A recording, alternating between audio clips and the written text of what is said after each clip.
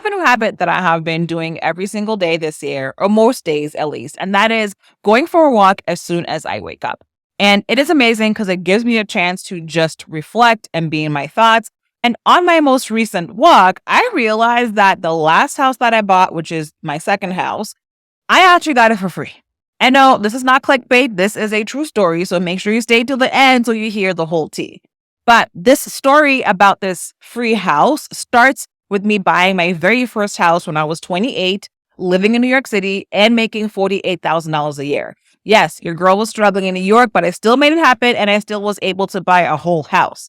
And not just any old house. The house that I bought was a 3-family house, which means it is one building. And in that building, there are 3 different apartments. And the cool thing about buying a 3-family, which is also called a multifamily, is that the requirements for getting that mortgage are exactly the same as if I was buying a single family house.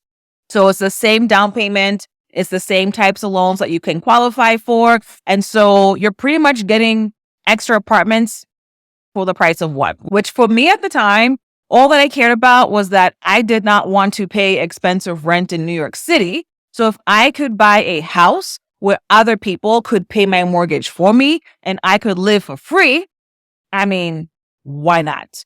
Now, wherever you are living, how do you feel about somebody else paying for your living expenses? If you look at the amount that you spend every single month, you probably spend the most money on where you live.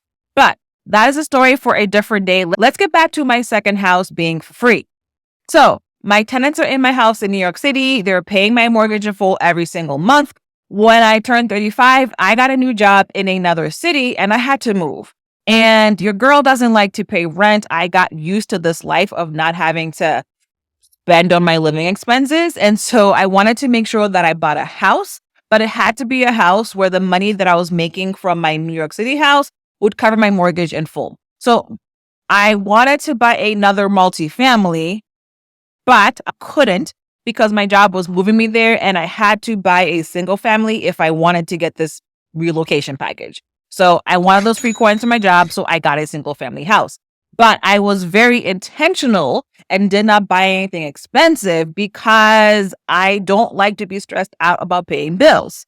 So I bought that second house at 35, and right before my 37th birthday, I paid that house off. So that house is completely paid off. There is no mortgage. But that is still not the free part. So make sure you hang out for a little bit longer. So I was paying that mortgage on that second house for about 18 months.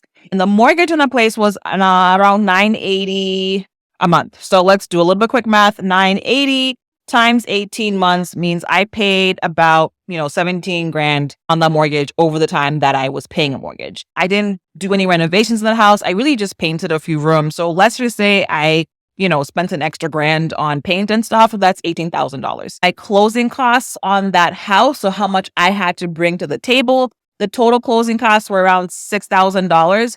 Part of that were paid for by my job. So I put around $3,000. So all in all, I put $21,000 into that house. Now, when it comes to paying off that house, I would love to say that I, have enough money to pay that off on my own, but it wasn't out of my pocket. The money to pay off that house came from my first house. Here's how that works. I refinanced the mortgage on that first house in New York City. And all that means is I got a brand new mortgage. And when you refinance on a house, you have the ability to take money out in addition to getting that new mortgage. So I took $38,000 when I did that refinance. Here's the receipts on that. So in addition to my second house being completely paid off, this $38,000 covered that 21 grand that I put into that house and also gave me some extra money in my pocket. Yo, I got paid to buy a second house. Isn't that completely wild? If you want to get paid to buy a house, please let me know in the comments. I don't know why you would say no, but if your answer is no, let me know. If your answer is yes, let me know as well. So you might be saying, okay, but you got this new mortgage, so now you're paying more for that New York City house. I am actually not paying more for that New York City house. When I did that refinance, I made sure that it was still going to be a good deal. And so my new mortgage is about $50 extra, which doesn't really matter anyway, because that whole mortgage payment is covered by my tenants. And so what that means is as long as I want to, I can let my tenants continue to pay my mortgage down. And every time they pay it down enough, I will have enough money to take money out and go do something else with it. Whether that something else is buy a new house, pay off another house. I mean, I guess if I want to, I can buy a whole yacht, but I'm not about that life. I'm all about buying houses so they can make me more money.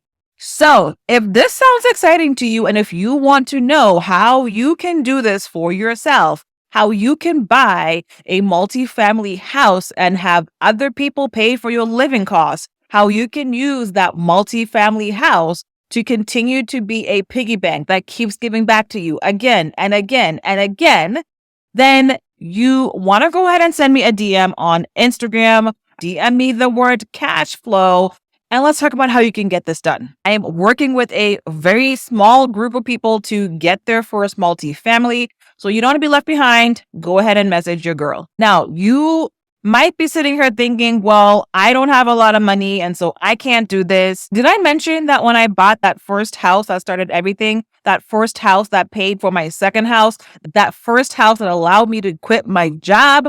When I bought that first house, I was making $48,000 a year, and I was living in New York City, which is one of the most expensive cities in the whole wide world. So if you feel like you don't make enough money to do this, I'm here to tell you that is not true. I'm going to have you watch this video right here, which walks you through exactly why your income doesn't matter when you are buying a multifamily house.